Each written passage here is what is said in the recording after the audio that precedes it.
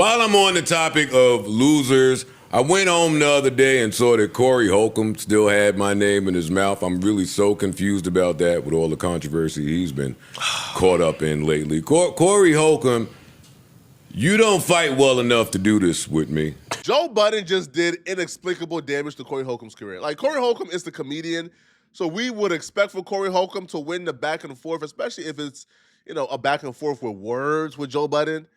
But we seen what Cory Hulcom had to say and how he roasted Joe Budden, and we seen what Joe Budden had to say because he just responded back. And Joe Budden ethered Cory Hulcom. Before we get this video started, if you're in need of some money and you really need to find a way to get your hands on some quick cash, there's an app called Free Cash where they pay you to test out video games. You click the link in my description or you scan my QR code to download the app. Once you download the app, you can choose the games you want to test out and they pay you to test it out. It's a really easy way to make a couple extra $100 a month. It is all transparent, it's trackable, it's not a scam, they really do pay you. So if you need the money, download the app by clicking the link in my description and get started now. This entire Cory Hulcom versus Joe Budden beef started when TMZ exposed Cory Hulcom for punching that woman outside the comedy club.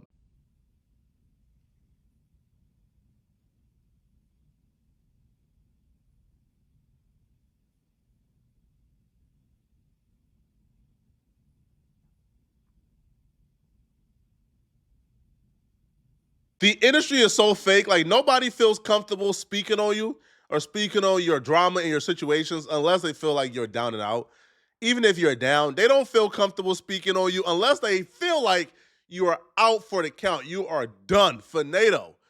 So Joe Budden and his other co-hosts on his podcast, when they spoke on Cory Hulcom, they began to talk about all the things about Cory Hulcom they don't like, things that extends far beyond this situation that they didn't feel comfortable speaking on because Cory Hulcom at some point felt like he was on the ascension. Yeah, there was a clip that just came out, Cory Hulcom.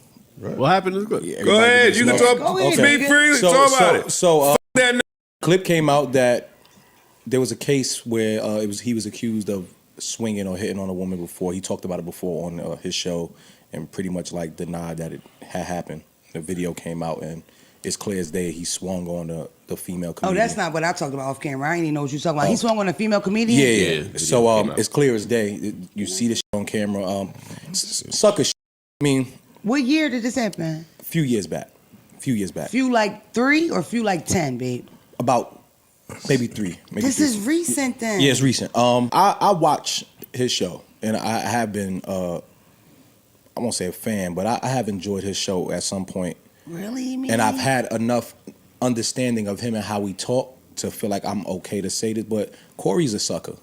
There were videos about me that came out where I was punching on a woman outside of a comedy club or swinging on a woman or hitting a woman in any fashion outside of a comedy club.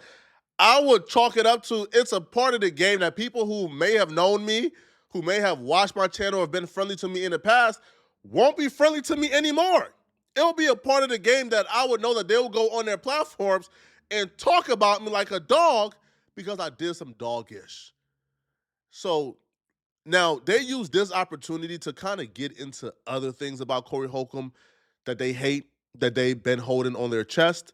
Some of those things include how Cory Hulcom talked about his own daughter in the past. Okay. Cory's a sucker. Cory do a lot of talking and a lot of shit that he say at certain moments be the total opposite of what a real man is, just as far as just being a stand-up individual. You sucker punching a girl or hitting on a woman like that, you a sucker, yo. Did you think he was a sucker prior to this? No. But before that, I didn't have enough evidence of anything that's happened. So like even with the shit that happened with Homeboy. That's where I was going. It's like you have all that energy. You ain't got all that restraint for Anton and... Yeah, then even when I'm seeing you tussling with the dude, because there was a dude that stepped in once he hit Homegirl. Thank God. You ain't really had no squabs for him. Like, you was just holding on to him. Like, that. Cory, you a sucker, yo. I don't give a fuck. I watch your shit, but I don't. That shit's sucker shit. Just swinging on a woman like that. It's a bunch of other niggas around. Like, does he still get your view? Are you engaged? No. I can't fuck with that. Because nowadays, Yeah, you shared something like maybe over a month ago, and I disagreed with it, but like to each his own. But you was like, I can hate somebody and still watch their content. For me, seeing how Cory spoke about his daughter seeing how he spoke about Anton's daughter, like some shit be enough character-wise for me to be like, cool. See what I mean when I say people will hold on to something until they know that you're weak. Cory Hulcom and his daughter had their conflict in 2024. January 23rd, 2024, that's when Cory Hulcom went on his podcast and said all type of things, man. Called his daughter a B, called the mama B, went crazy, said he'll make another daughter. He don't give a F. He not dealing with no Bs. So that was 2 years ago.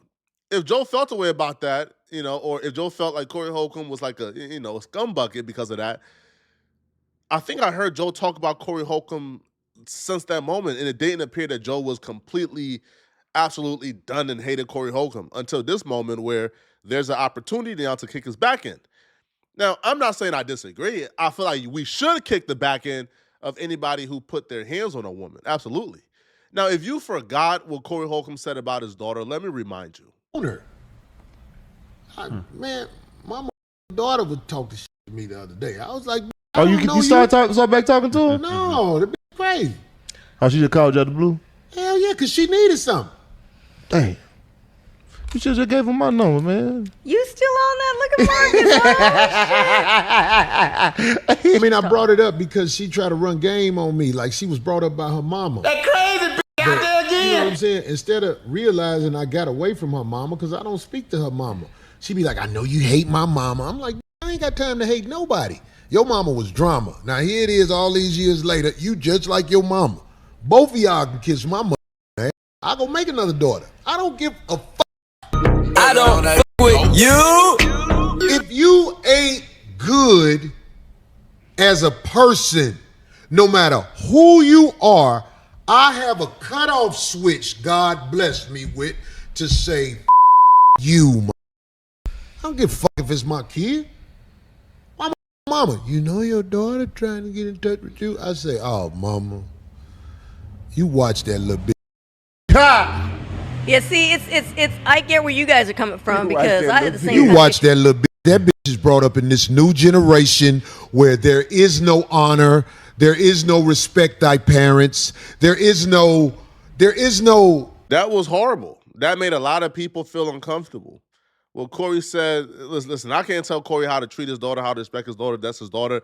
But I wouldn't do that to my daughter if I had one. And I don't have kids. But even I can, like even I know as somebody who don't have kids, like, that's not how you speak to your kid, man. Like, you're supposed to instill confidence into your kid, not call your kid a B for the internet to see. That's horrible. That's despicable, all right? But a lot of people kind of threw that under the water. They didn't really give a damn about it because Cory Hulcom, for the most part, seemed as if he was on the ascension. There was really no scandal involved that was bringing Cory Hulcom down. There was no TMZ on Cory Holcomb's tail. There was no video that exists of Cory Hulcom punching a woman, so now people don't really F with Cory Hulcom, and it feels like he's on a decline. So when he was on the ascension, nobody felt comfortable. Now he's kind of, he's going through a tough month. Everybody got something to say. Now, it didn't stop here. Other people spoke on their particular issues with Cory Hulcom during this podcast as well. With Cory, it was, I wasn't talking about Cory. I'm just using an example. With Cory, I was familiar with his brand of comedy first, which was always like this, talked crazy. So when he put it into the format of the podcast, I understood it. I got it.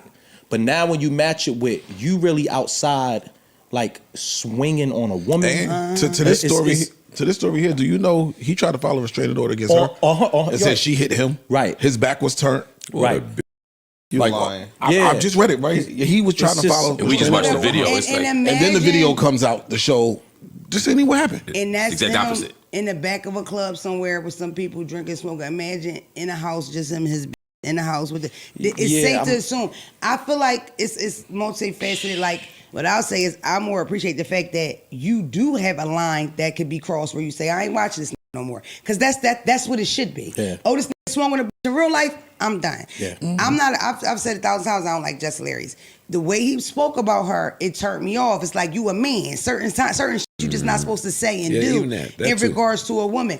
And then the final straw was, because I thought he was raw like me, because I say a lot of shit where people and that's say, what I fuck with the most is just that. And I'm raw like that, so it's like I'm never giving, oh, that's too much. But it's like your daughter, And the person that made her, ain't no way. Like, even if he would have said, fuck the baby mom and not the daughter, fuck the daughter, not the baby. But the combination made me think, it ain't no way that both of them are these fucked up people and you're just this great guy. And then the way you speaking to them just publicly is, and they're not even famous. Like, they can't come back and everybody gonna hear it. Mm-hmm. That's how it started. Now, Cory responded back to their conversation about him, which we covered in our last video. But then there's an update today where Joe Budden finally responded back to Cory responding back to them. Now, in our last video, we covered how Cory responded back. Now, Cory's response to me was a big mistake. If I'm Cory, bro, I'm chalking up to the game, bro. Right now, the entire internet is talking about me because of this video. What am I going to do? Punch on the entire internet? No, right? You kind of just ignore it, you peep it, and move on. But Cory responded back, and Cory's response was trying to label Joe Budden as a woman beater as well, which I think missed the mark because there's been accusations of Joe Budden beating women. But we've seen a video of Cory Hulcom beating women. Oh, yeah, it was this other dude talking crazy about me. I couldn't help it. Some of these guys, I just got to say something. No. Do you know who I'm talking about? Fruit Booty Buttons? Fruit Booty Buttons is a serial woman beater. Was talking about how he sat. They said, the girl said he sat on my stomach and made me have a miscarriage. You know what he said? I sat on top of her titties or something. He said, I sat on where her breast was. That's where I was sitting. Oh, wow. Fruit Booty Buttons, I know you ain't talking crazy about me, homie. I know you ain't talking crazy about me, homie. I mean, most of the time, all you guys who say what you say, I don't care what you say online. I expect you to talk about me.